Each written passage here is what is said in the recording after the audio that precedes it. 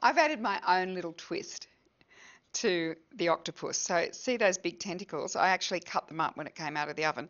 And see here, I've got a marinade. Look at all those beautiful pink juices that have come out of the octopus. I've got lemon juice, I've got rigony, and I've got garlic and olive oil.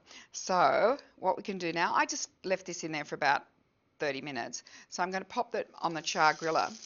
Now, in Greece, they would put them straight. They have open coals in the kitchens, in the restaurants, and so they would have just put them on there. But I just love the addition of the flavour for marinating. Whew! They were very big, beautiful big octopus, amazing. So that's about 1 kilo of octopus. Oh, and I can smell it now, the garlic and everything, it's fantastic. Now what they did at Carathona Beach was they just served it with a little pile of cabbage and carrot. So I thought what I'd do is make my own little Greek coleslaw. So we're going to have a little bit of the red wine vinegar.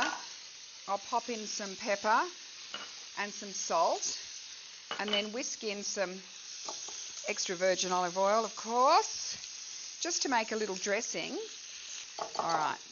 Now let's just have a look at this. So the idea is you just want to make this nice and warm through. You don't want to burn it. You might need to, oh, look, we're starting to get some nice grill markings on here.